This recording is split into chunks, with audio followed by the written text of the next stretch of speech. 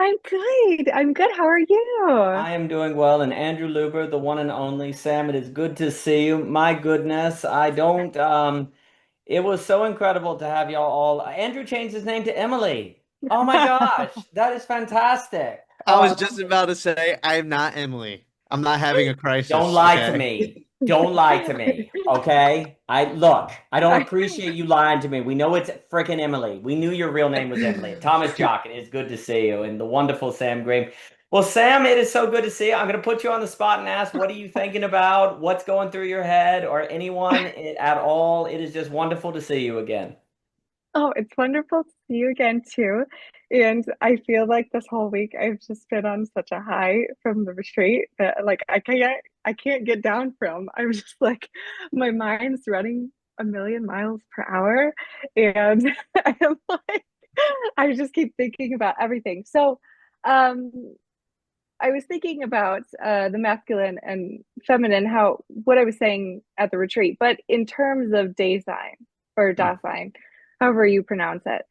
I wrote my notes here, so bear with me because they're Please. kind of all over the Hey, place. go for it. Okay, so my running theory right now is that feminine is sign, and then the masculine is being with a lowercase b though, Hmm. and then design is sort of like holding them together. And when I always think of the masculine and feminine, I think of, and I didn't mention this in my talk either, I think of like an infinity symbol. And in that symbol, there's like this point where it looks like it's touching, but it's not actually um, touching. It's almost like it's like bent, kind of like how DNA looks at a certain angle, like it's touching, but it's actually just slightly bent. Um, anyway, so I was like, I asked the question, at what point does Zine maybe move in through Dasein and when does it bend? And then I was like, but what if at the point isn't the right question, but rather at what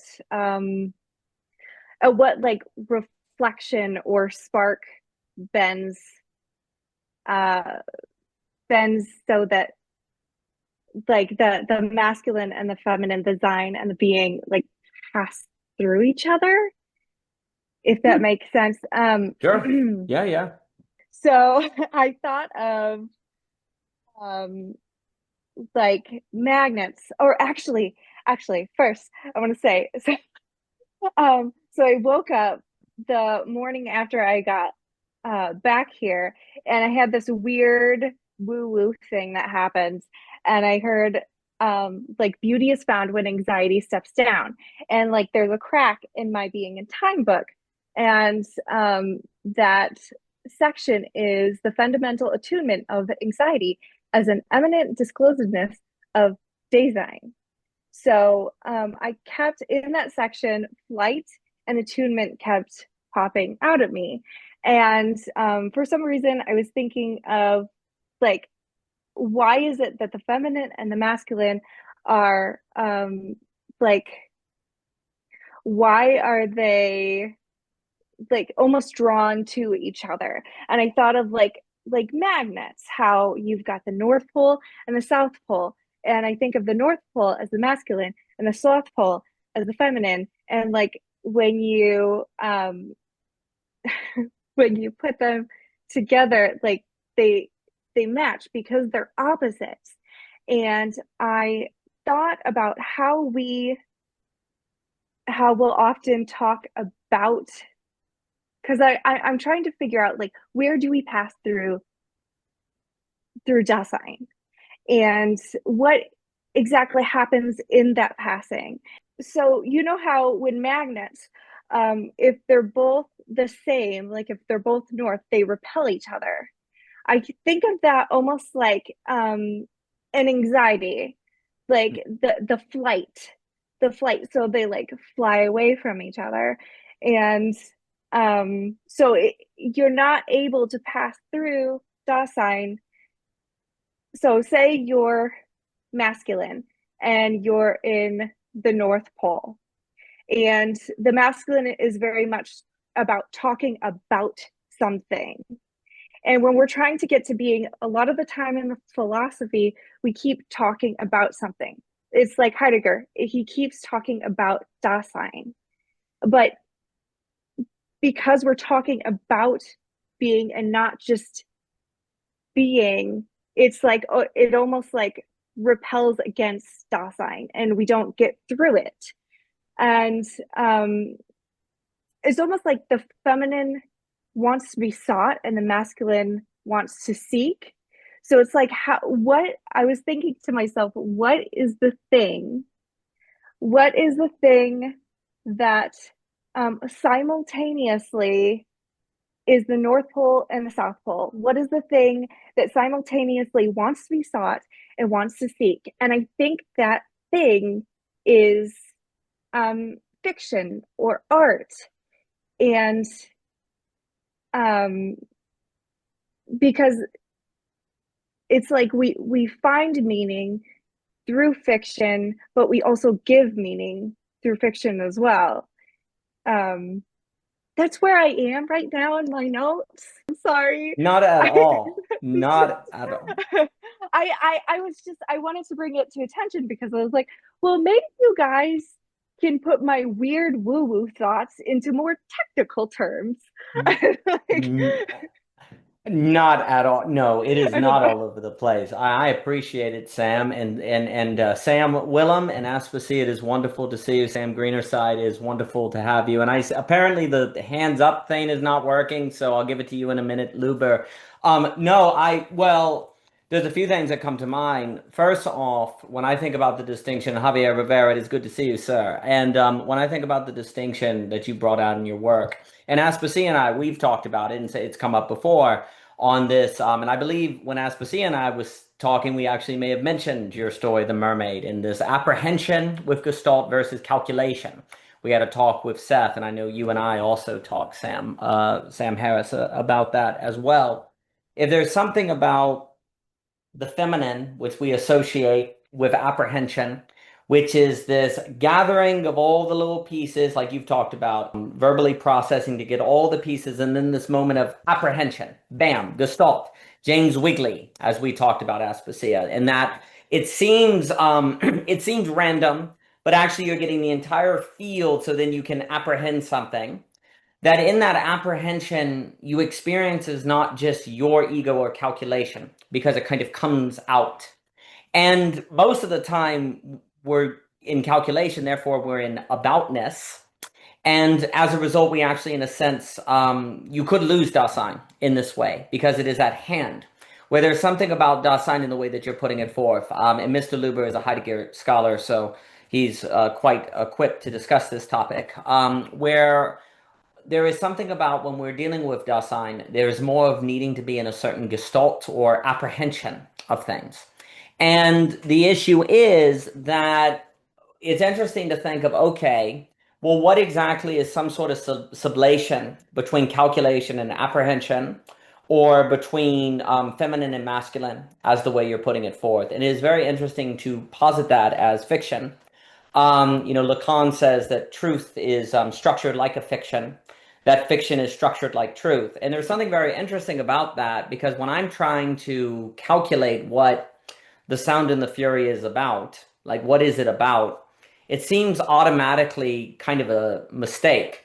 Because if I'm trying to reduce Sound and the Fury to characters, meanings, ideas, that seems to be kind of a trespass against the novel, The Sound and the Fury. I need to apprehend the whole.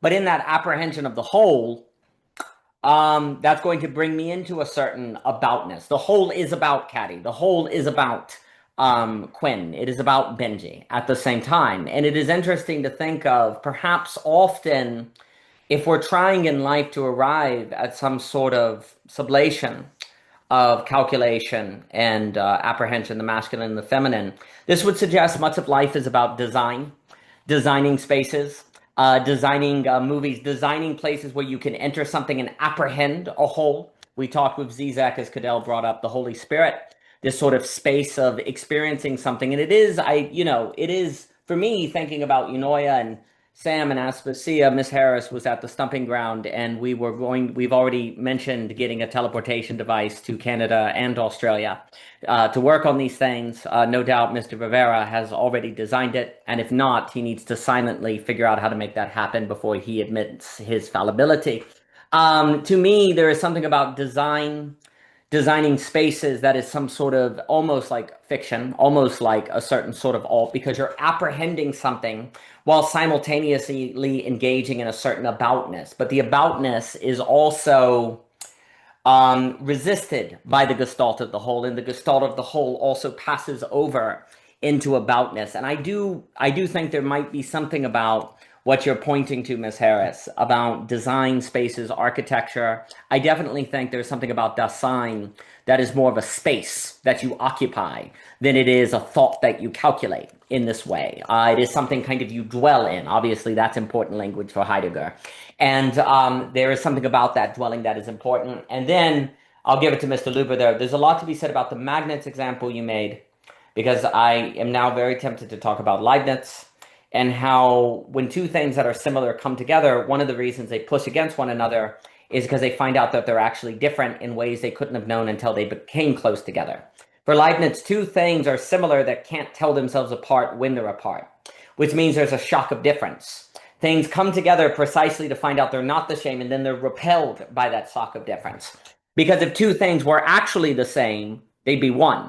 There wouldn't be two magnets. If they were the same magnets, they'd be one magnet, right? So the key, and I think that also speaks to why it's difficult. The challenge of being human is that people tend to come together because they think they're the same. And then when they come together, it unveils the difference. And in that moment of the shock of difference, you have the possibility of Holy Spirit or Lovecraft. Like this is where I'm always talking about the Lovecraft with the craft in parentheses. It is in the shock of difference that if you can handle it, it is the beatific, where if you cannot handle it, you're reduced to ash. But it always has to be for Leibniz in the shock of difference, which can only be known when similar things come together. And the reason it's a shock is because you came together because you didn't think you were different. And then when you find out you're different, that is actually the possibility of a certain beauty. You see, we're having massive internet problems at the house, okay? So I am on cell data, and they're supposed to come fix it a week ago. And so if this all drops, I'll frantically buy another 10 gigs and pray that it maxes, but I have no idea how this is working. I could be talking to the void, and the void might be listening, and it might be on the verge of replying, but never speaks because the void doesn't speak. It simply judges you in your inadequacy to have functioning internet. But I'm going to do my best. And if I kind of like, zig out, imagine that I'm in the 1980 Disney Tron movie. That will make this more fun. But anyway, when you bring people together because you're like, they're similar, and this is, I think, the challenge to live events or doing anything is, and this is also honestly why I think philosophy is necessary and also beauty, is because if you don't have philosophy, when you get the shock of difference or you see the ways masculine and feminine, you're not going to be able to handle it, and you're not going to be able to weave it, and you're not going to be able to sublate it. And so you're not going to be able to get the love of the Lovecraft. You just get the Lovecraft. Now, I had to meet my Lovecraft quota. I was able to get there. I mentioned it 4 times. I thought it was relevant. Javier agrees. Like 4, you got 4 more, so that's good. But let me give it to Mr. Luber, and then if anyone has anything to say, speak. And if the hands up function is not working, simply in the comment screen. You can type screen in the comments. That will work. Mr. Luber, please. Thank you, Sam. Mr. Luber. If I may jump in, Daniel said that a lot, and it became really funny. But Sam, I can relate to what you were saying so much, and just that feeling of like, it's like woo woo. I don't. I'm saying something, but then it eludes me. It's literally the Heideggerian effect. Like if you're like in the middle of thinking through Heidegger and his Dasein, I think if you're not acting like that, you're not really thinking him, to be honest. So I wouldn't be self-conscious about it. But like especially in the first part where he's talking about essentially the beingness of Dasein. It's there's so much packaged in to Dasein. There's different schools of philosophy all packaged in within Dasein. So it makes sense that the questions that you're having, and I don't think there's like necessarily a straightforward answer, you know? And then when you do have an answer, you tend to just say the word a lot. Like I thought, theme. I keep saying theme, and then people are like, "What do you mean by it?" And then at that point, it feels like when Daniel once told me theme can get in the way of theme, just like how Dasein can get in the way of Dasein. It's the same thing. Um, I fall into that trap all the time, and then I try to use different language, and then I start forgetting my own language because I'm like so fixed on using different language, and it's just this vicious cycle of like forgetting and remembering. And I think I blame Heidegger because I wasn't like that before him. Like I was very much just more or less analytic school, just like I would hear something and then like kind of write it down and break down the logic kind of thing. But that's just stupid. It's honestly stupid. But anyway, to kind of answer, like not answer, but just to suggest ways of thinking about it, I guess, is like the masculine feminine to me is a more of a dialectical way of thinking about or just approaching being. And I think like Heidegger also has this dialectical aspect with like conceal and reveal and even big B and little b. There's this dialectic with that. But at the same time, he's responding to like Husserl, who he's just fresh on the mind because I'm literally rereading it because this weekend I was inspired when I was at uh Daniel's house, I was inspired. Exactly. Exactly. I read it once and he was just telling me that there's more to it than being in time. And the way he was talking about it, I was like, all right, I have to read it again because if he's saying that, there's probably something really there that I'm missing. But yeah. Oh, wait, that's sick that you opened that book this morning. But anyway, he's not thinking dialectically. He's not inspired by Hegel at all. Like he's inspired by Kant. To me, he's like Husserl is responding to Kant as a mathematician who has never really encountered Hegel. So he, in a certain sense, has his own method, if you will, of responding to Kant that I think is just like a natural consequence to what Kant does when he splits the noumena and the phenomena. To me, he just opened up a can of worms of presenting a bunch of different possible ways of basically coming to grips with that. And I think the best way you could argue was Hegel, but I definitely think Husserl has it's not dialectic how he's thinking. It's not dialectic at all. It's very much more or less like analytic school of thinking. It's more on that side of things to me because he's like trying to break things down into parts and not really thinking about it in this like feedback loop type of way. And that was like Heidegger's point, basically. I think Heidegger is just essentially thinking Husserl, but at the level, more or less at the level of dialectic, at least from what I gather with Hegel. I'm by far not comfortable. Like, I don't know Hegel as much as I know Heidegger, just in all transparency.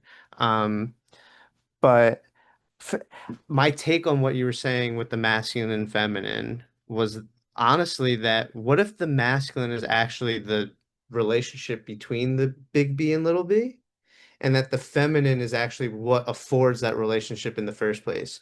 Because being itself, um,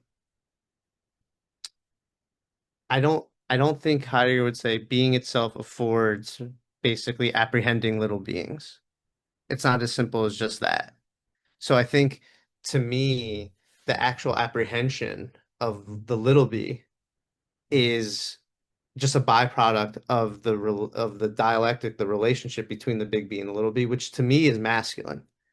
The feminine's beyond that. Like I think the real mystery is in the feminine for me. Like um because I think it's like what affords that byproduct is the byproduct of the little b and big B basically, colliding, which just creates the apprehension of a little b, and you can kind of trace back its origin, if you will, to the big B, and all that particular stuff is the masculine. What affords all that is the feminine. I'm just sorry if I'm circling here. I'm just clarifying. But I think I think that's what Husserl is focusing on. I think the eidetic mode of being, which has different dimensions within that, and it gets very complex, is actually what he's really trying to answer, which is what is exactly affording that relationship. I would just call that theme, because Heidegger says theme all over being and time, and he basically, with the nudge of Jockin, honestly making the distinction between idea and eidos, I'm seeing, when I look back at Husserl's usage of eidos, where he just turns it into this eidetic judgment, that basically it being this feminine mode that gives rise to the dialectic of big B and little b. It's actually making me think of something I just read today that I want to.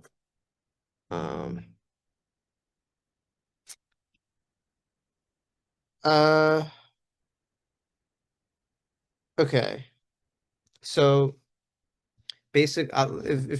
sorry, real quick, I just want to read this one sentence. Basically, he's trying to clarify why he calls it unrestricted generality of natural laws, like to not get confused with that and essential generality, which basically just means what's the difference between pointing out like a constant and just an actual essence. So like he gives this example of all bodies are heavy, which isn't pointing to the essence of anything, because it's actually talking about, a particular thing, and that particular thing being the condition that makes it a general notion, which that isn't an essence at all. Where he would say, and this is the sentence that I want to read.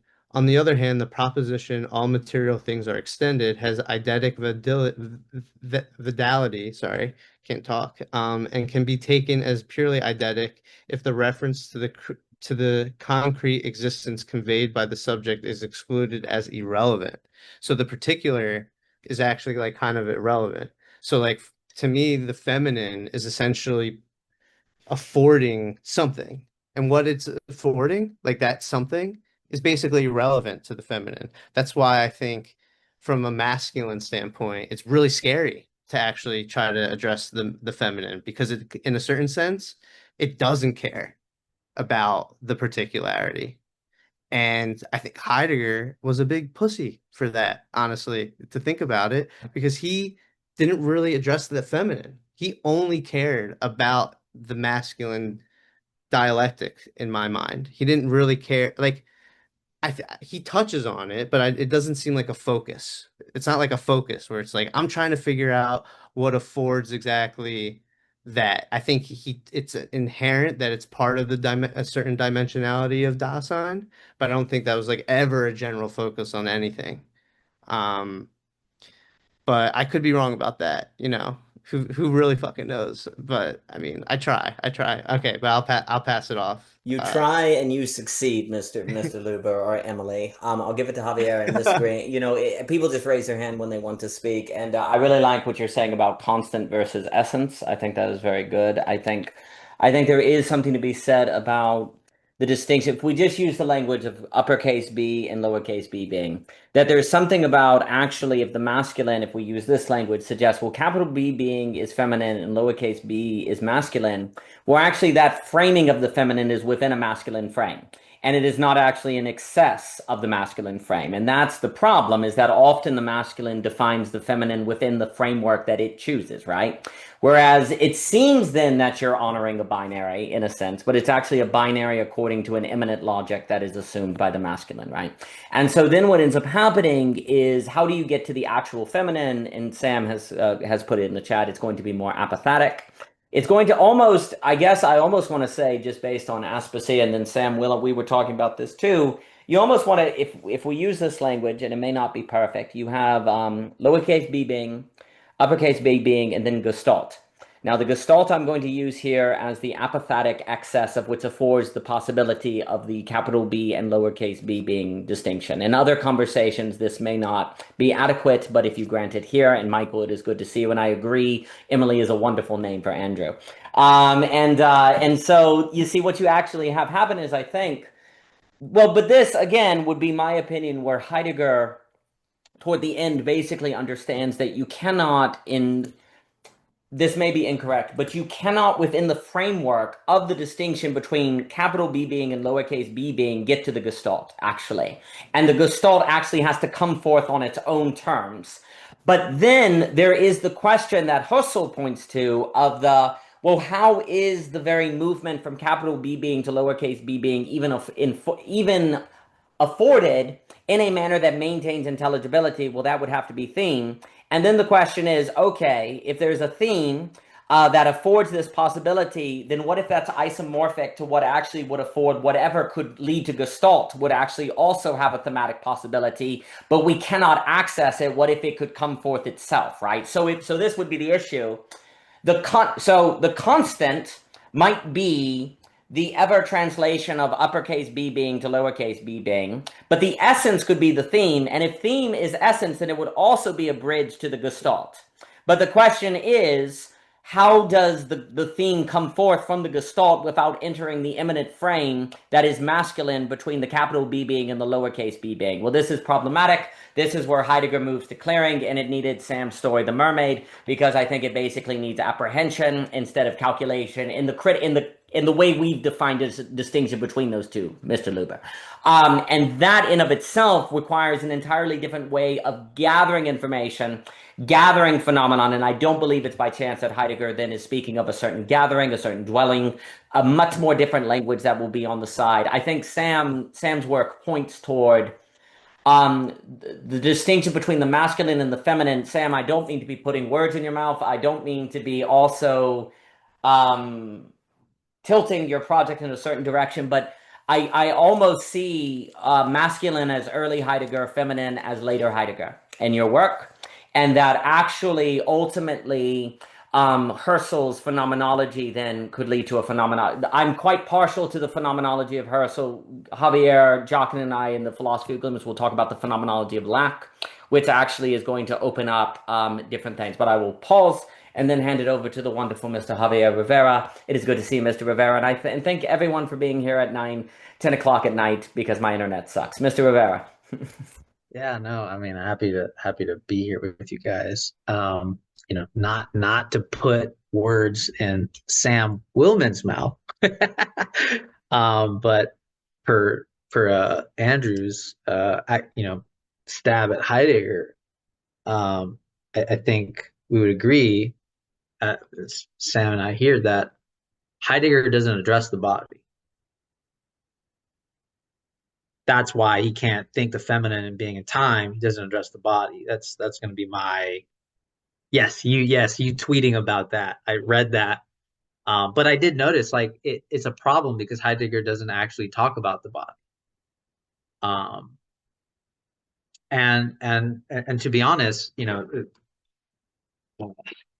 gonna switch Sam's now.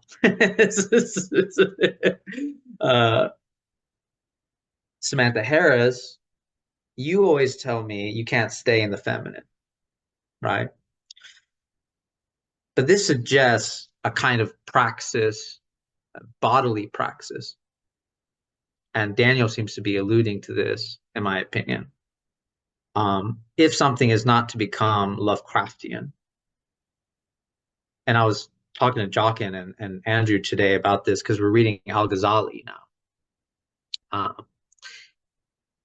And also a lot of the mystics point to this, right? Because I feel like they have an understanding of what this means.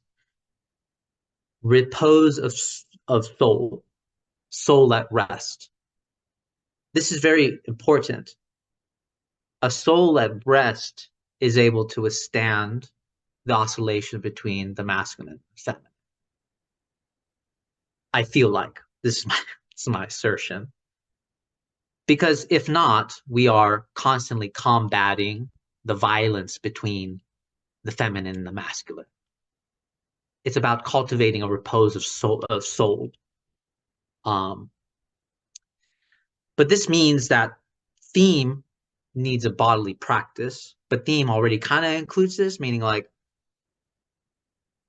religious practice, in my opinion, is development of character, ironically, right? So we need not only theme, we need thematic praxis.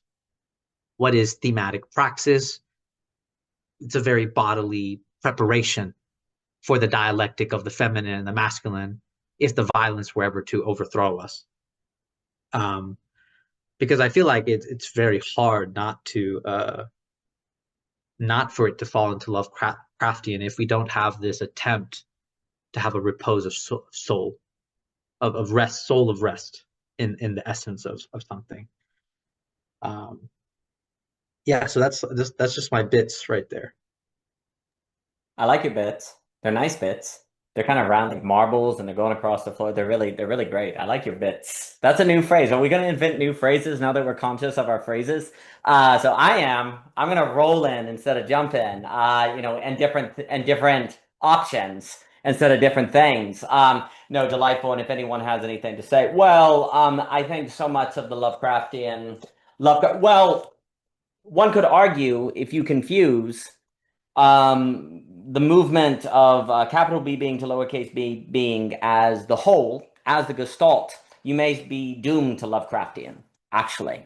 You might be doomed to like removing the excess to the point where you make everything that is everything, you could almost say. You put too much weight on that masculine activity, and it becomes too much to bear and it breaks everything, or it becomes totalitarian to get rid of difference, right?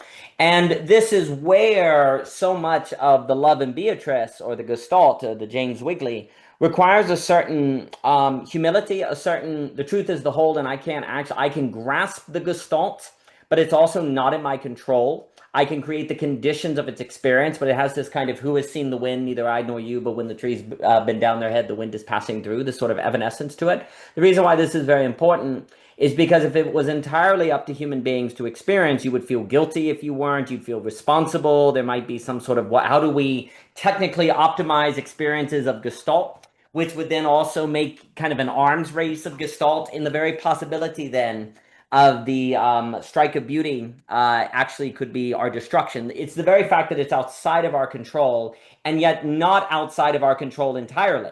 Like we can't summon it, but we can condition ourselves, say, through virtue or the ability to handle surprise, to actually increase the probability of its experience.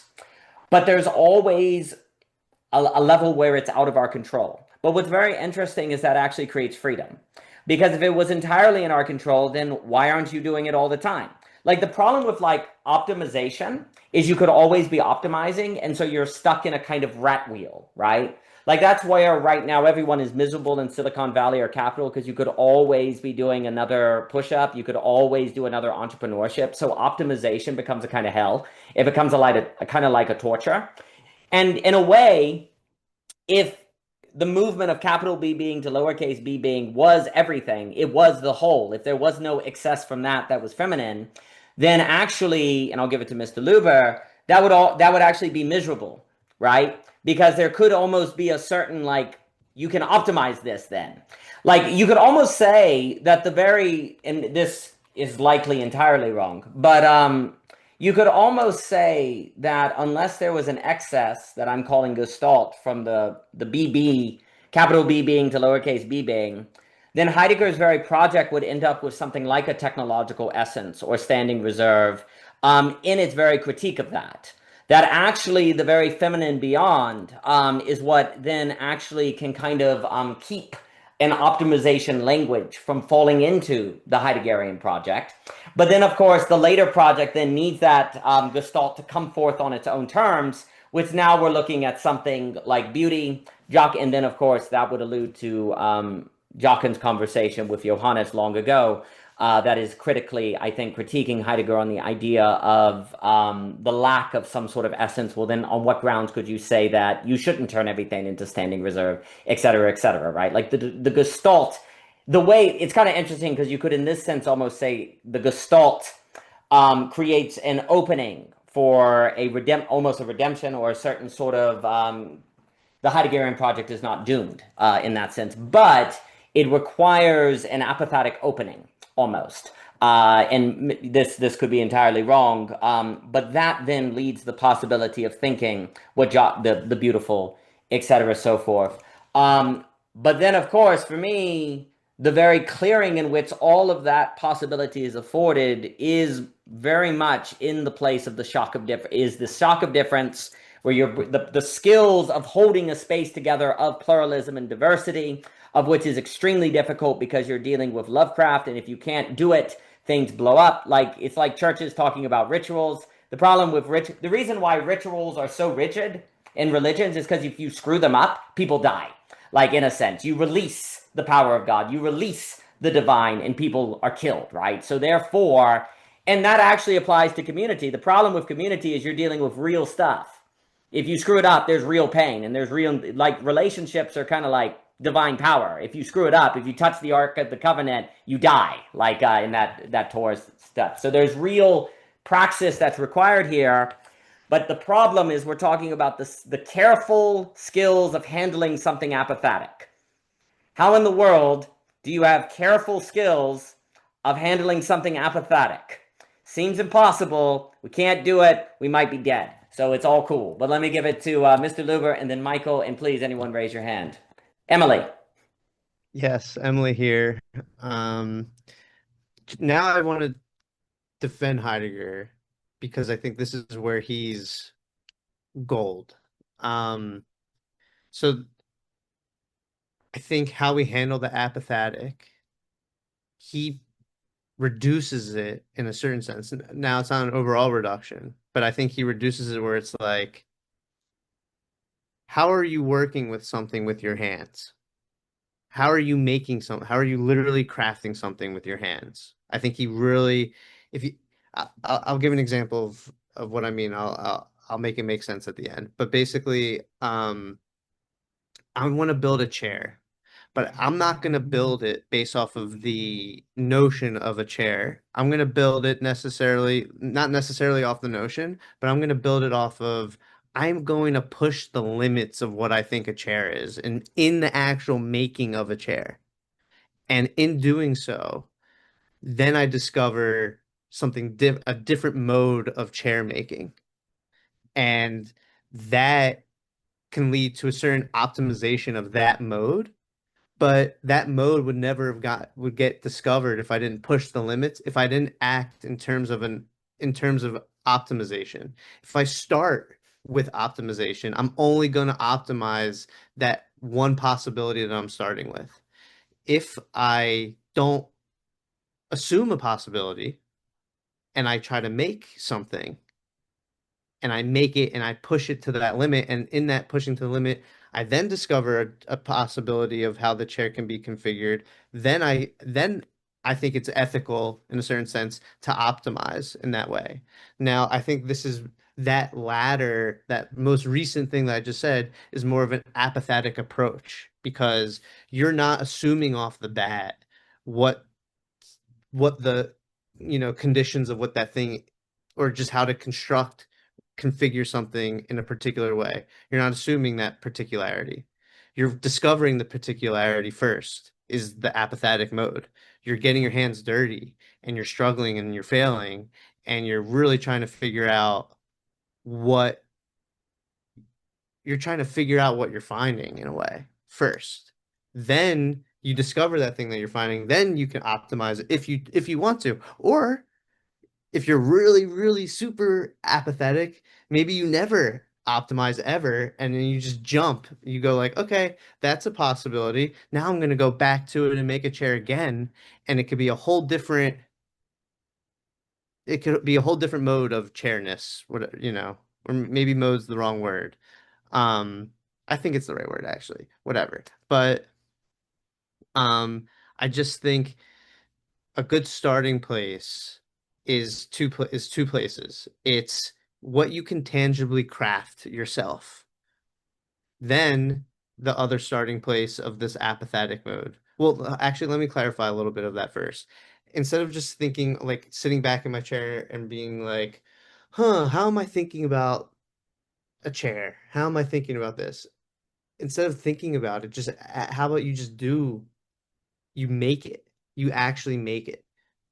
And then that's the starting point of even potentially being apathetic because you need the body, you need the skin in the game, really, to get to that place. Then the second point is not settling on a possibility right away, pushing the boundaries of what you think that thing is, and then in pushing the boundaries, um, finding a possibility, and then going from there as how you want to treat it.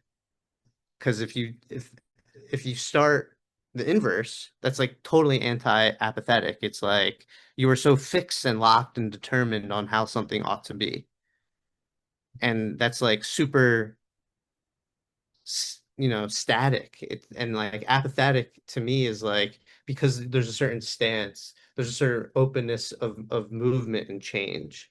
Where if you start off, you know, with an assumption of how something ought to be, there's no the the possibility of change is very little. And I think you see that in our world today, where it's just like now I'm pro capitalism in the extent that I live in a capitalist society. I'm like, I got a job, I do shit. Um, but just assuming that that's like the best possible way of going at something is not apathetic. Like pushing the boundaries of what that is. Now it's hard as an individual. Like I'm not saying I'm doing that because I'm surely not doing that, but that's how an apathetic subject would be is to just push the boundaries in that way. Um, and then I was gonna say something else, but now I'm forgetting. I forget. Okay, I pass it off. Thanks, Beautiful, Daniel. beautiful. I'll give it to Michael and then Sam Willem. I really like everything that you were saying. So as a quick note, I associate, there's a thinker I like very much. His name is Michel Planier. He wrote a book that is quite good.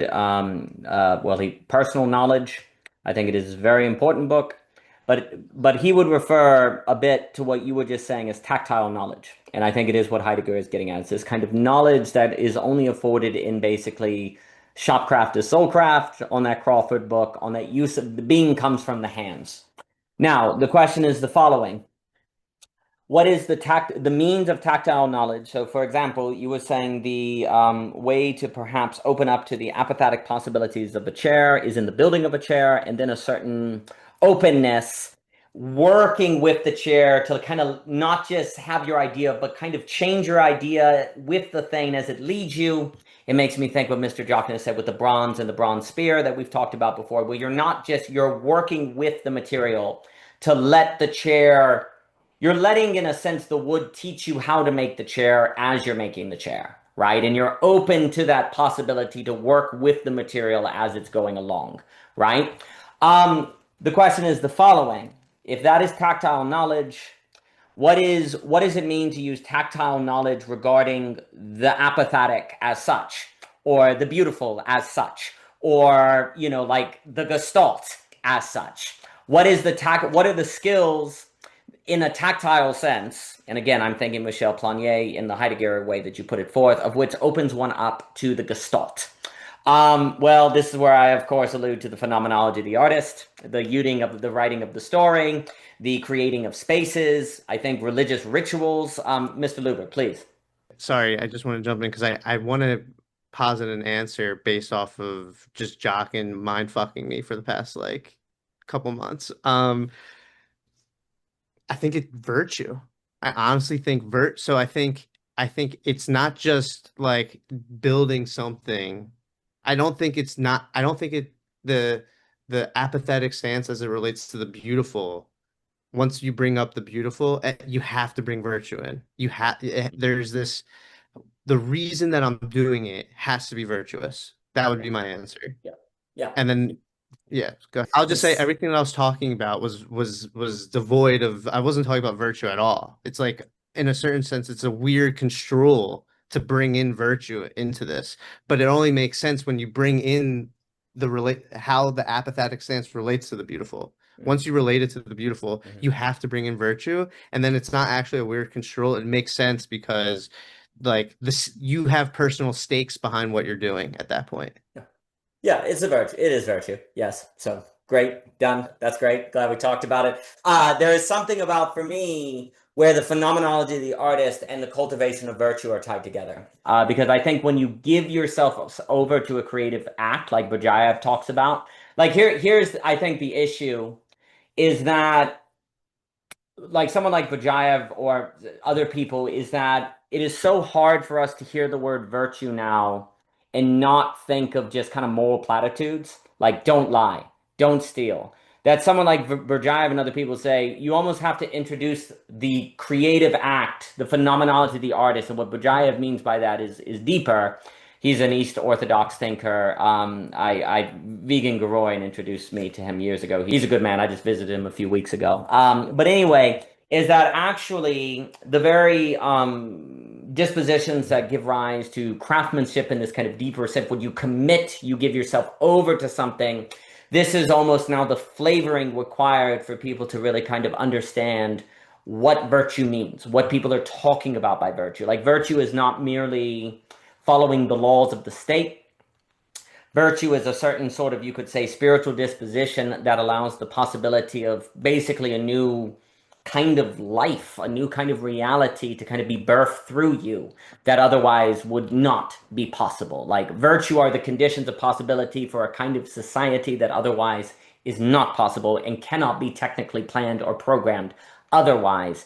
And when those conditions are met, something can come forth that otherwise could not come forth, and that it is then basically, in a sense, it's just that only those who are virtuous would get to know what that thing was and experience, right? The apathetic character of this thing only being experienced by the virtuous is actually kind of just. Because if you could know what it was outside of the virtue, that would almost mean it could be programmed or utilized in a manner that could eventually pull it from virtue.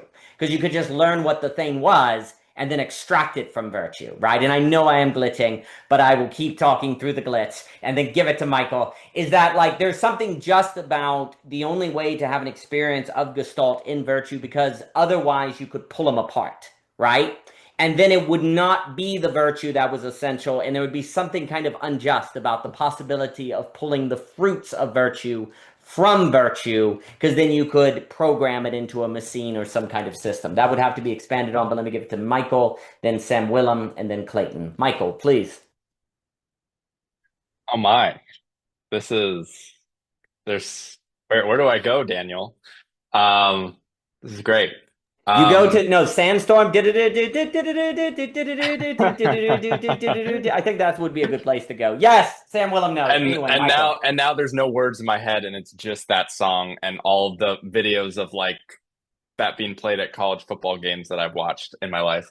I was thinking about how um Andrew was talking about like the analogy with the chair and like you actually just got to make the fucking thing to learn about it.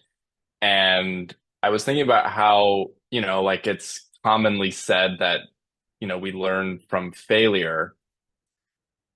And I was just thinking about how like not only do we learn how to like adjust and, you know, um like properly fit ourselves to situations and learn how to like adopt new ways of relating, modes of being through failure that teach us about our blind spots and things like that. Like if if we're thinking about you know like virtue with respect to like building things and like a craft, like fa failure like forces you to learn more about the thing that you're making than you previously would have.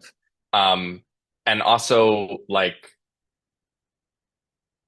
the things that we do just kind of automatically, like I was just thinking about like driving a car, right? Like all of us, presumably know how to drive a car and do it kind of like at this like automatic level. And, obviously there's like if someone cuts you off, you have to be like conscious of, okay, I got to brake now and things like that. And, like if your car breaks down, we might not all know what's happening or like all that, but like there was a time when um we didn't know how to drive, and we had like I remember learning how to drive stick, and like it took me like 3 months to understand like how slowly I actually have to release my foot from the clutch to make sure the car doesn't stall on the freeway. I'm sorry to my sister who had to experience that so many times on the way to school.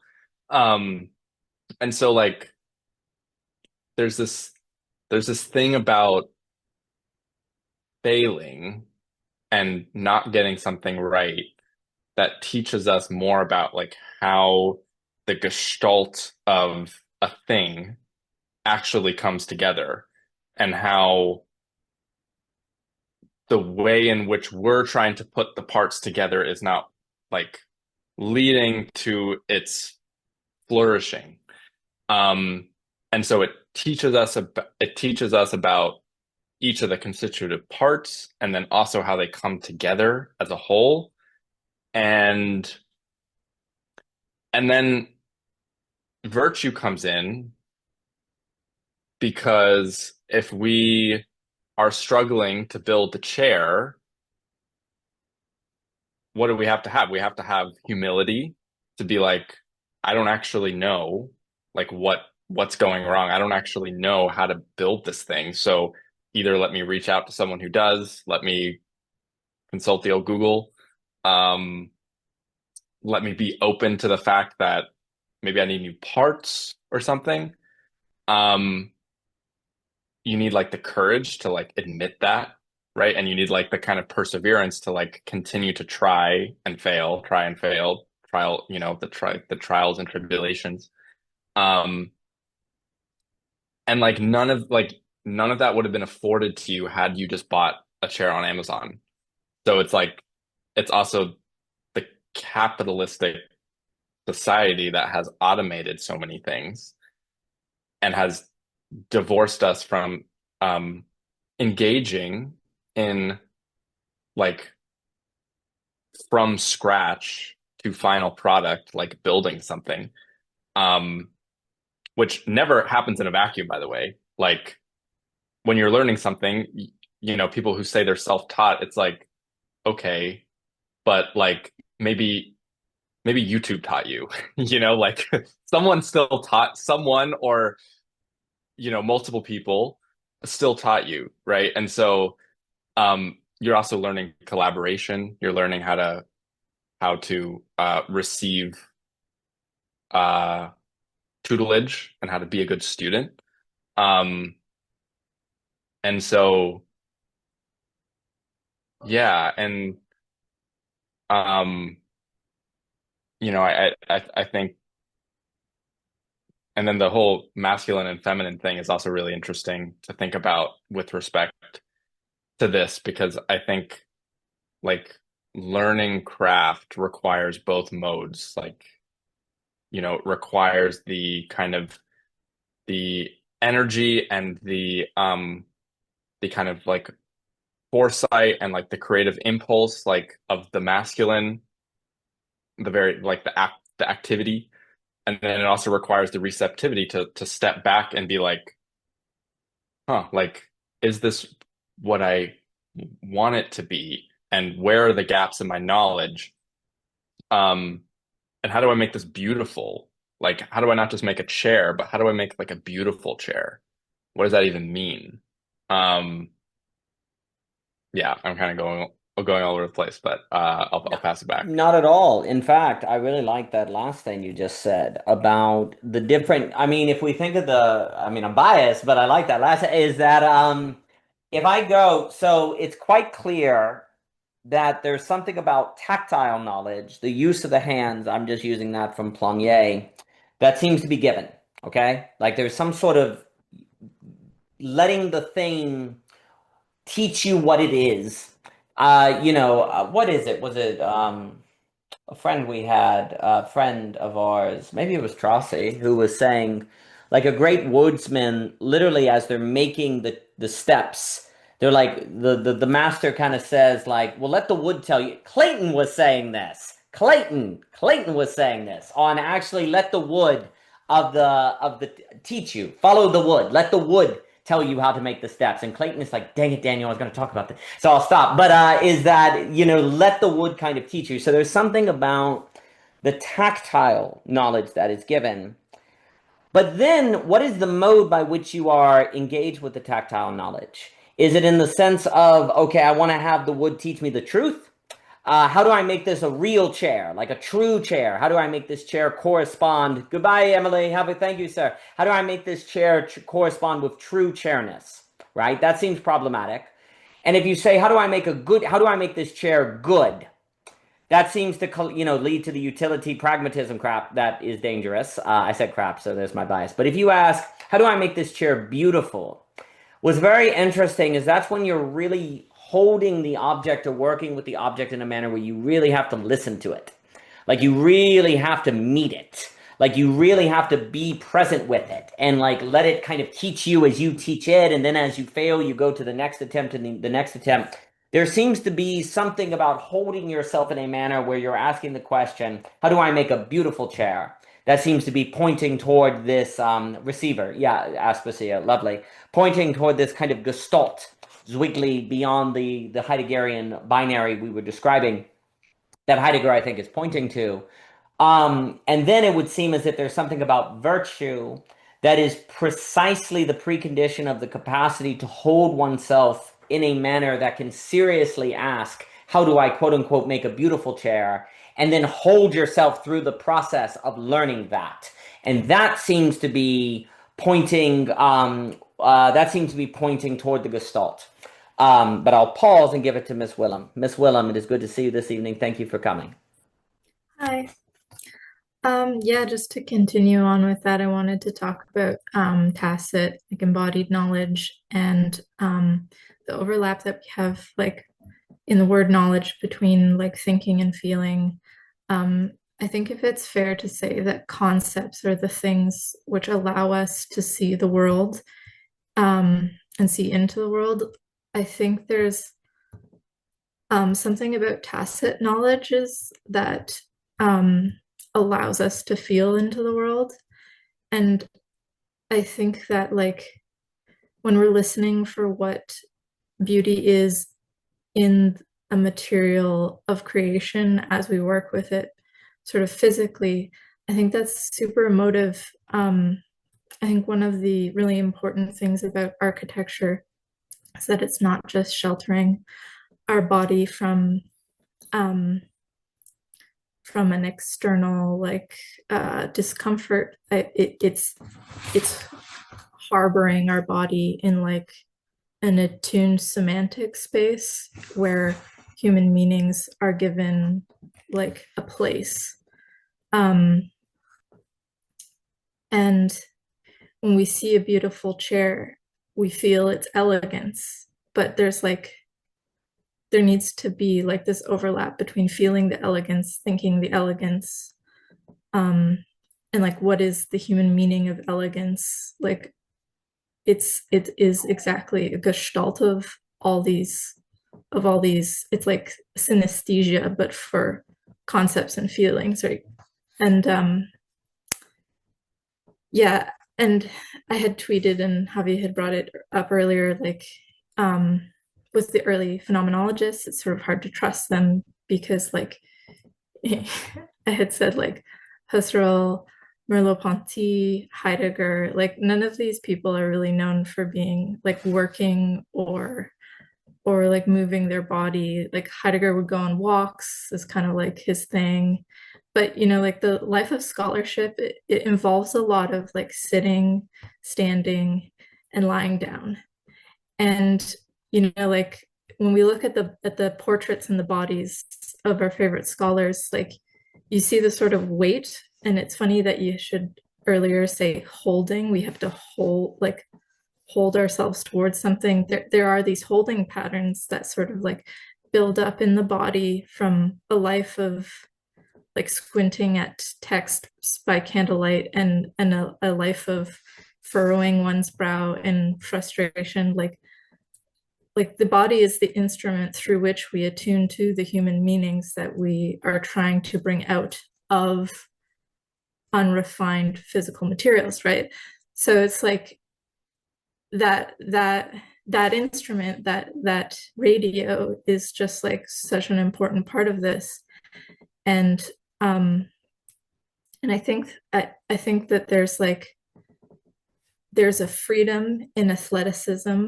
And I think this is why in the ancient world it was so important that a philosopher king should both be able to give wise counsel about war, but should also be able to fight in war, and should be able to like embody that courage. Like that's exactly it. He's attuned not just to the concept of courage, but also to its enactment. And you only get there by like throwing javelins and stuff. Yeah, and I wanted to make another analogy, like after last week's net, and we were discussing the good, the beautiful, and the true, whether they collapse, how they relate. Afterwards, I was inclined to, I kept thinking about it. I was like, I didn't know what I thought after the talk.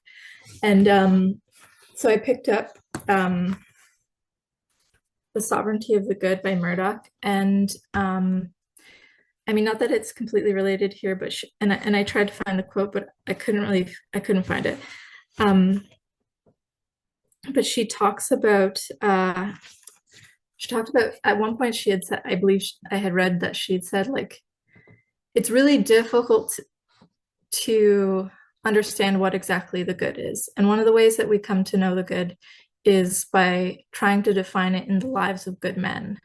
And she talks about Socrates, Christ, just all these examples. But then she goes on to say, but actually a lot of the details of their lives are very vague, and it's not really, it actually, the more you dig into what their life was like that made it really good, it becomes more mysterious. And then she kind of goes on to say, again, can't really remember, but I recall it's something like, it's like the ability, and she leans on Simone Weil's idea of attention as prayer, like the ability to see the good makes you good. And so, to expand that just like beyond just, I mean, this book is about the good, but to go to widen that, the good into a whole semantic, like morphospace of different human meanings and different human emotions and their correspondences, like if to be able to see and attend to the good is like evidence of your goodness or something, like I think likewise, like the ways, maybe it's about a habitus that we were like a flexibility of habitus where we can both be elegant and be, I don't know, like enact all these different meanings that makes the body more attuned. But ultimately, I just want to say that I think there's something about body work, about dance and singing, especially about athleticism and movement in general, and just the ability to feel into the body. I think that as the body grows older, it grows numb and it grows insensuous. But if you can counteract that through bodily praxis, like I think it allows a freedom to the instrument of the body, which makes it more capable of being attuned to all these greater human meanings in our environment. The difference of atmosphere between a pine tree and a birch tree, like all of these things become more legible to us. And then we're more capable, of developing those tacit knowledges that let us bring perhaps the more rugged thing out of the pine wood and the more delicate thing out of the birch wood. Beautiful. What you just said there, I'll give it to Clayton here. Body work, flexibility, a certain working of the body, and how this then opens up the possibility of things affording themselves to us in a way that's different, that may teach us how to apprehend them in a manner that is getting to something that otherwise we couldn't get at. There's something about, like you're saying, Simone Weil, prayer as attention, where to really attend something, you allow, what's very interesting about attention in Weil is you're allowing it to kind of teach you how to see it. You're allowing, it's a pupil. I mean, she talks Upanishads, she talks this kind of, there's this way in which when you attend something, you allow it to teach you. But of course, how do you let a thing teach you how to experience it when you don't even know the language in which it speaks to you per se, what it is trying to teach you, and how do you let it reach you without just translating whatever it's trying to teach you into the terms of your frame or hermeneutic of understanding, right? Like how do you let a thing reach you as itself? Well, you could say, of course, Kant and all that, say, well, that's impossible. You can't quite do that. But someone like Simone Weil is like, no, actually, there is some sort of way to do it, but it is getting at the ability to let things, again, like Heidegger says, to be a certain clearing. And I think also, too, it seems impossible if you think that the only thing that the phenomenon is to teach you is its function or utility as opposed to its aura, or it's the way it holds itself in a space, right?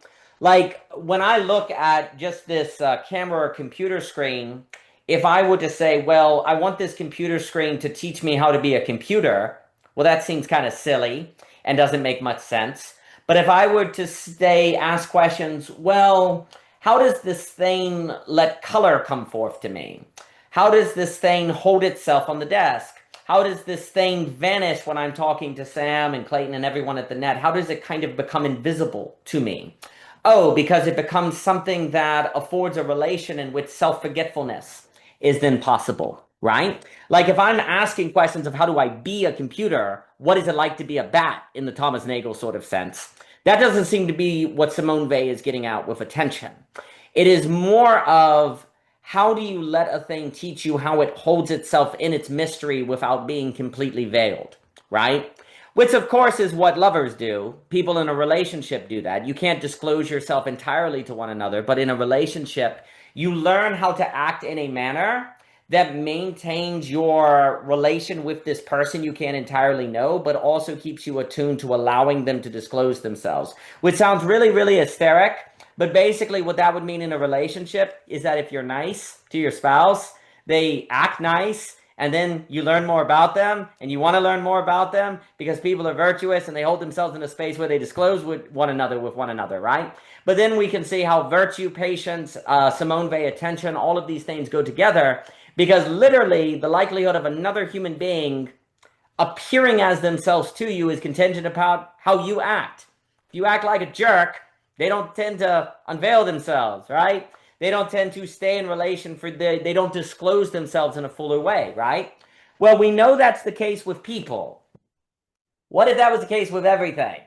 What if literally phenomenon disclose themselves differently based on your virtue, based on your attunement, based on how you held yourself? If you were patient when you looked at the tree, like you're patient with your spouse, what if the tree literally came forth in a different way?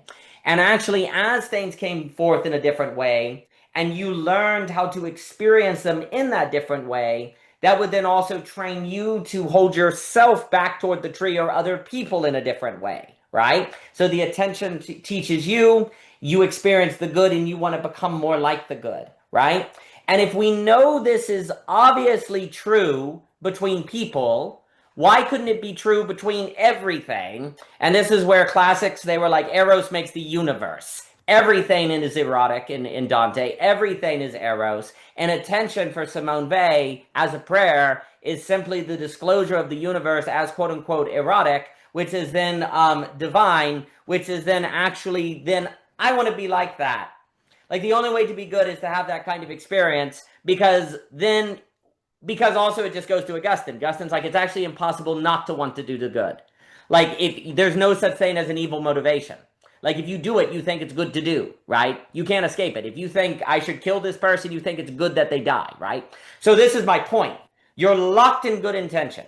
It is literally impossible to have a bad intention. Okay, well then it's really important that you disclose yourself to good things because then you will almost necessarily intend them. Like once you experience things in this eros sort of manner, you will then naturally intend that because you've tasted that, and it becomes literally impossible once you taste the highest good to want a lesser good. You can't do it.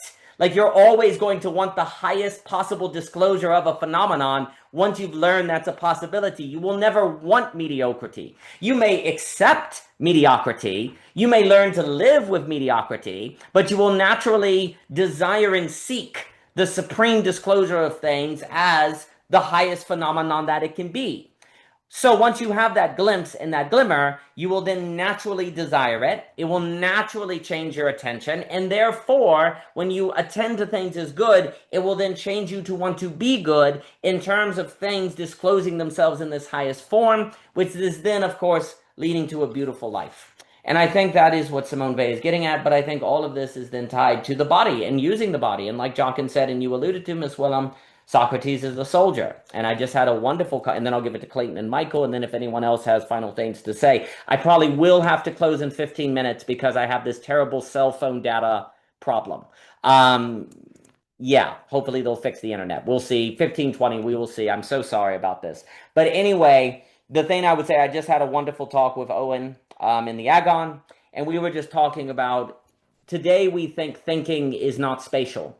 That you can be in a basement next to a candle and that you can think the same thoughts there as you can think in a coliseum or in the forest.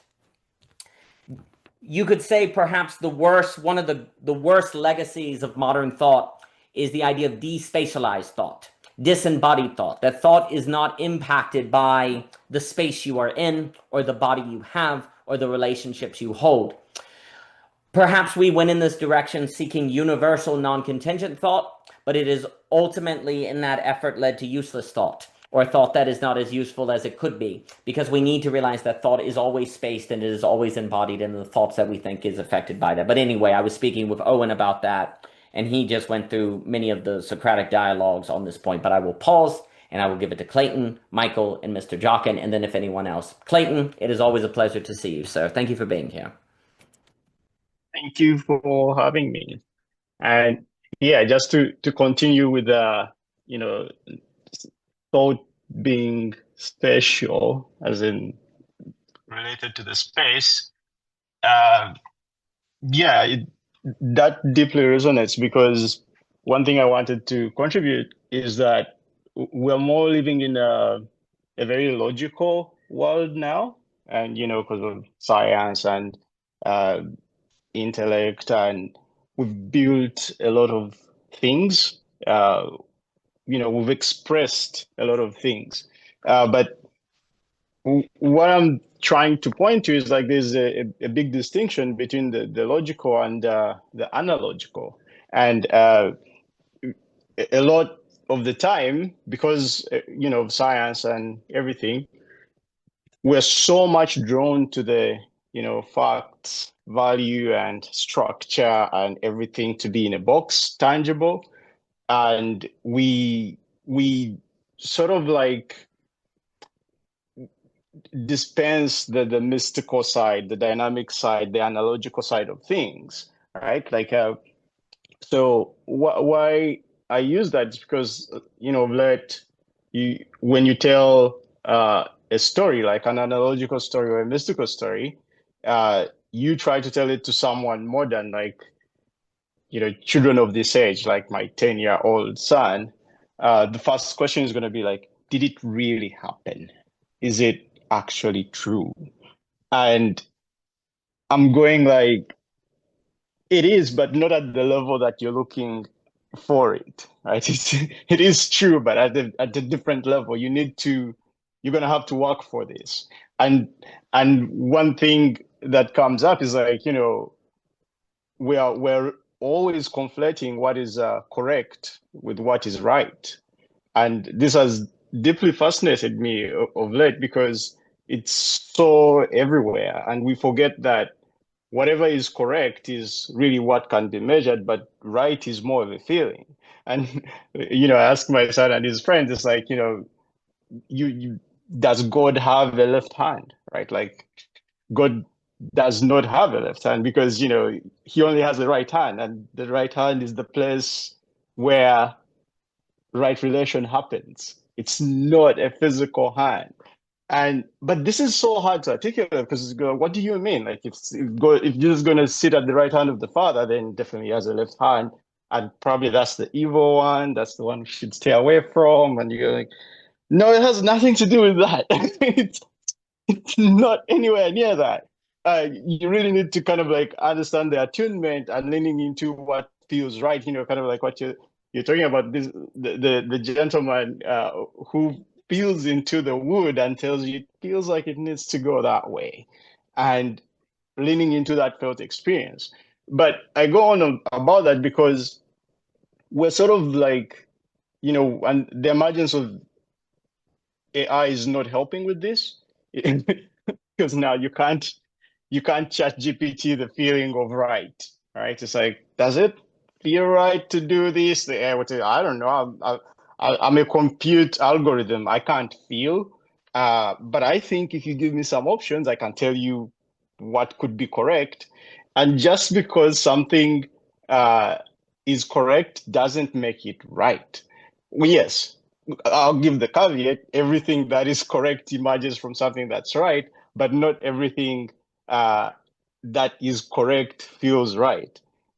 That also means necessarily that not everything that's right can be correct, but we prioritize right because it is, in my thinking, it's above correct. Like it's sort of like it's the formal shape that gives birth to what is correct, and there's more of right than there is of correct, and we're so always mining what's correct from what is right, and so we sort of like have a mandate to fight for right, and that and the source of rightness. And I don't want to go into righteousness, but I'll keep it to the rightness. And so I feel like if we are to be better aligned and sort of like have develop a deeper sense and better relation, we really, really need to cultivate tuning more into what that sense of right is,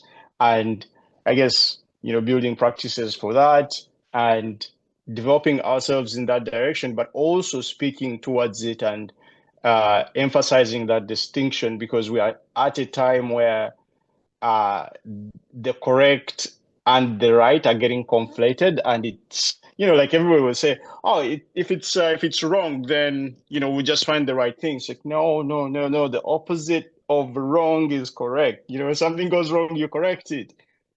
Right doesn't have an alternative. It's just a scale. And so you kind of like have to understand how you traverse the scale of right, as opposed to kind of like thinking of it in a binary way whereby it's either this or that. That's very different. But yes, I'll leave it there. Thanks. Magnificent. And it makes me think of, Sam Greenerside was saying at the beginning, there's something about fiction that seems to be this bringing together in the masculine, feminine, calculation, apprehension. We would speak Gestalt. There's something about if you're writing a fiction story, I think it fits to what you're saying, because you can ask, is Esperanza correct? That's a short story from Under the Wing. That's very different from asking, is Esperanza right? Because correct would mean, okay, the characters get where I need them to go.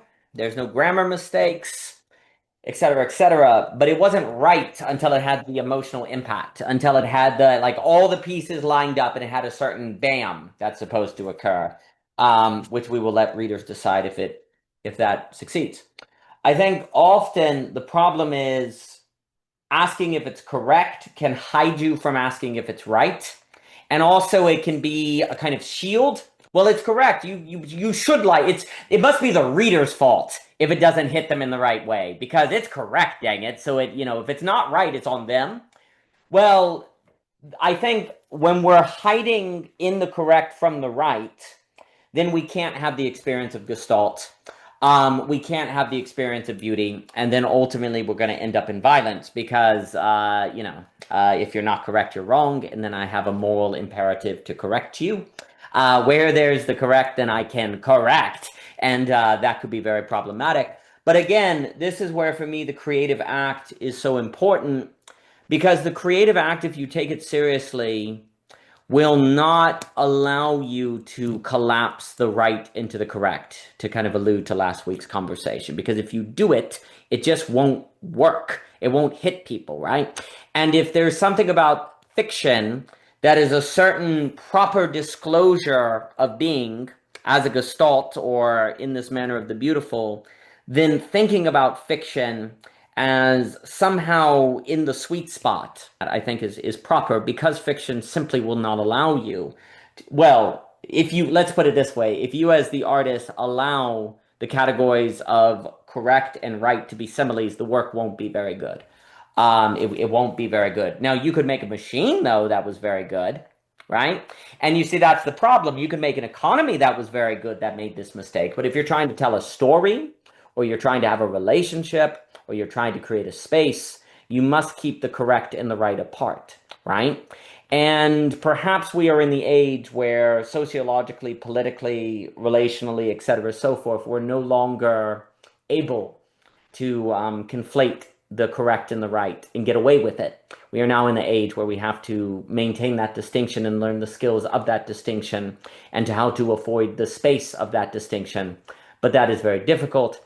And that seems to get into virtue, creativity, all work, an absolute choice, and other things like that, and then courage, and then attention in the manner that Miss Willem was pointing to. But let me give it to Michael, Mr. Jockin, and then if anyone has anything else to say. Michael. Yeah, this has been really great. I was just having a conversation with a friend before this call, and we were talking about trust and how important that trust is in, cultivating relationships, being able to apprehend God, being able to, connect with other people. And he was talking about how like it's really only been in the last few years that he has learned what it means to like have deep connections and then, as a result, trust. And he told me he was like, he's had just a lot of relationships kind of tragically end and relationships fall apart. And he's like, if I actually want to trust my own like intuitions about my capacity to trust, it would tell me that like if I trusted someone again, this would happen. Like this result would happen again. This pattern of, getting in relationships and then them fraying and fracturing, like that, like that's what's happened. So what would lead me to believe that that wouldn't happen again?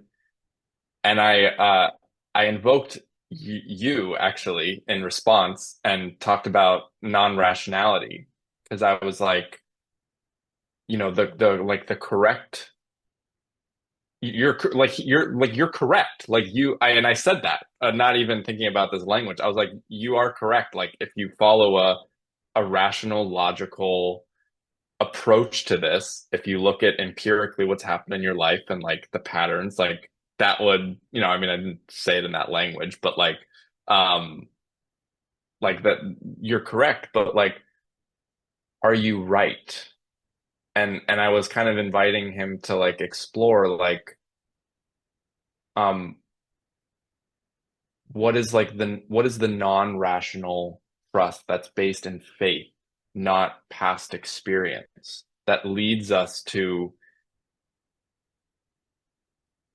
continue to want to pursue relationships when we've all been rejected, like we've all experienced that, and yet we still show up and and don't give in to despair. Because despair is like often it's like despair is the correct thing, the correct way, the correct result of in the face of tragedy. The correct thing would be to fall into despair because it's like, yeah, my life's unbearable. I gave myself over to this person and they burned me. Why shouldn't I have despair, right? But the right thing to do is, I mean, not just like forgive and forget, like sit with the grief, sit with the pain. Um, really like internalize it. And then from that, like, and this is where I think like this is the real beauty of Christianity is the forgiveness of sins. Like anyone who talks about Christianity and doesn't mention that at like the core of Christianity is like they're not getting it. Because like that is what enables people, I think, to continue to trust in this kind of non-rational way. And so I think what Clayton said is so important and so crucial about the distinction between correct and right. Very beautiful said, and yeah, the forgiveness topic is a big freaking deal. That's so freaking big. But then this is where look, but then oh, I could get yeah, about that.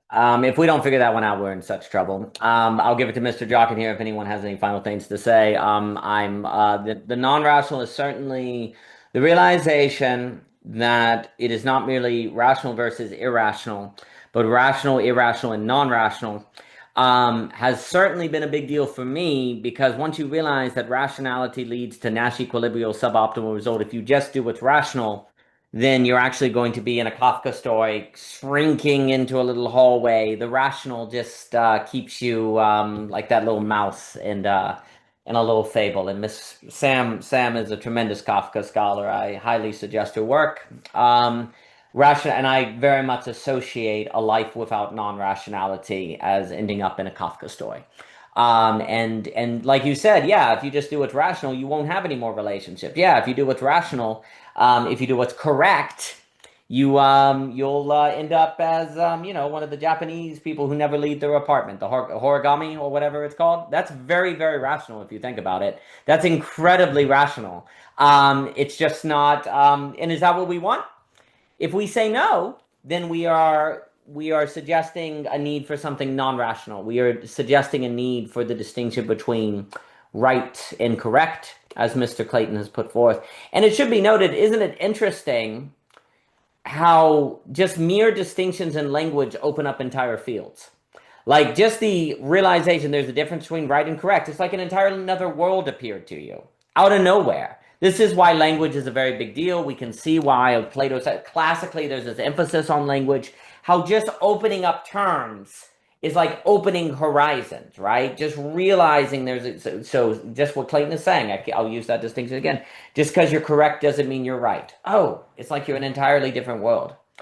Well, I think this goes to Sam's point on intention because I think often you are led to linguistic distinctions from letting things disclose to yourself in a manner that unveils a way things appear that demand new language. And this is why attention in Simone Weil is such a big deal because, like, why is it when Clayton says there's a difference between right and correct, we all go yes? Is it because Clayton presented definitions between terms and we compared them and said, yes, there is a difference? No, it's because we've had experiences where the world has taught us there's a difference, and once somebody languages it, we go, yes, that's capturing something I have experienced, then now I have a hold on, and I can keep the world open with the linguistic tools that are pointing to something I've experienced, and now I have a linguistic tool to keep that experience in focus and the world open as if that distinction is real. And this is why I think Simone Weil is correct on the intention. When you see the dance between why is it certain linguistic distinctions go yes, If I say there's a difference between, well, we said beauty and good obviously comes up all very important. Or if I say the difference between rational and non-rational, why is it your brain goes yes? Like you go, yes, there's a difference there. Why? It's because you've attended to the world in a manner, and you've had experiences where in your memory, and this gets into memory as we talk about all the time, you sort of go, oh, yeah, that actually points to the world. And now I have tools to hold the world open that way that then allows me to attend to it. And this is why, like, the world taught you that there's a difference between correct and right. The world taught you that. And then when you hear the linguistic difference, you learn what you were taught. Like, there's a retrospective mood that occurs here. Like, you learn what you were already taught.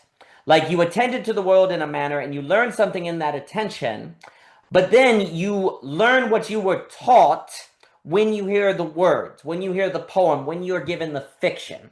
Because what I'm saying about a terminological distinction just applies to art in general, right? Once you read the poem, once you read the novel, once you've been to the space, then you're like, yes, I've now learned the thing that I was taught by experience, and now I can hold it and keep the world according to that quality that I have experienced now that I have the linguistic tools to better hold it open, or the poem, or the creative work, etc., so forth. I think about that movement, and I think ultimately that is what phenomenology points toward. But I'll pause and give it to Mr. Jockin. Mr. Jockin, please.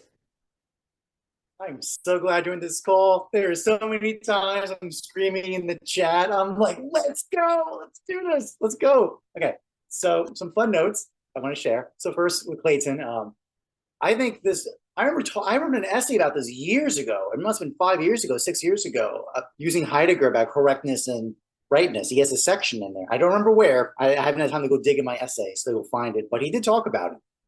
I connected it with Nassim Taleb's point about this. I'll explain.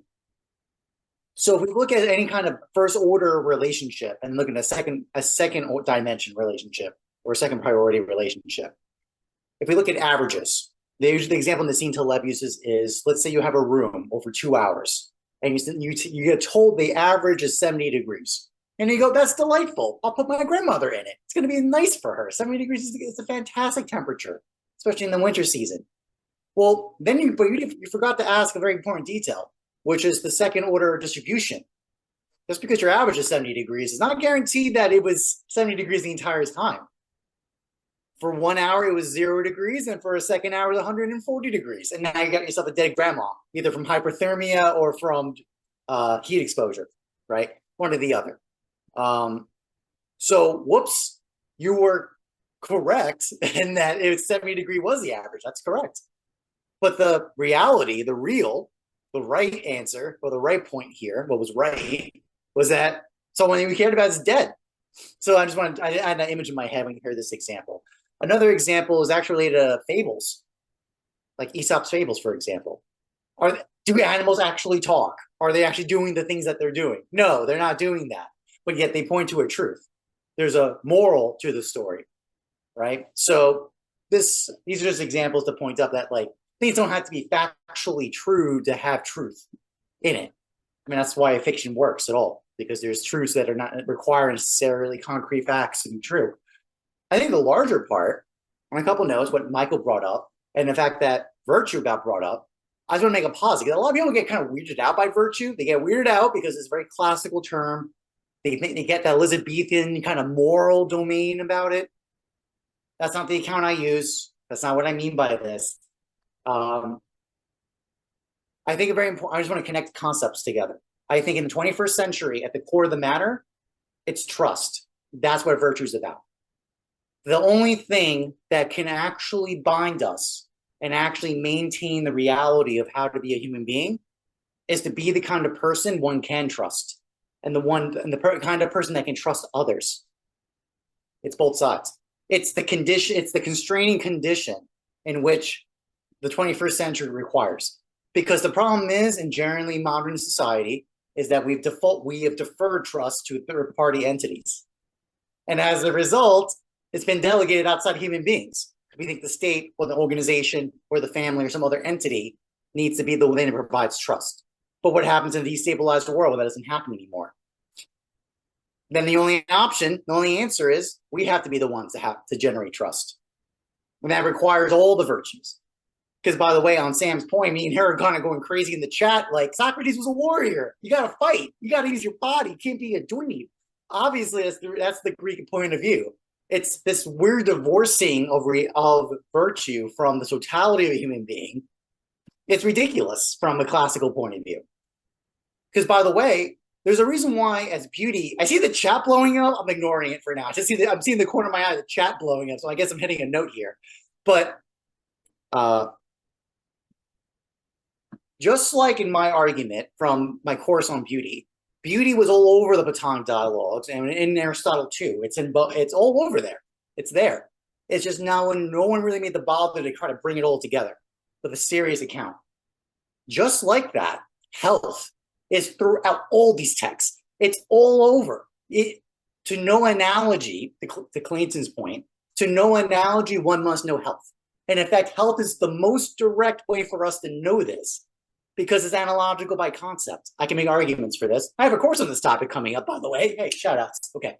So I just say it's very important because all these points we're talking to, because at the core of the matter, how one sees and how one knows, and how one sees and knows is how one does. Excuse my language.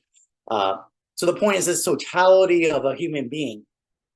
To bring up the thread back, and what does it relate to? It relates to trust.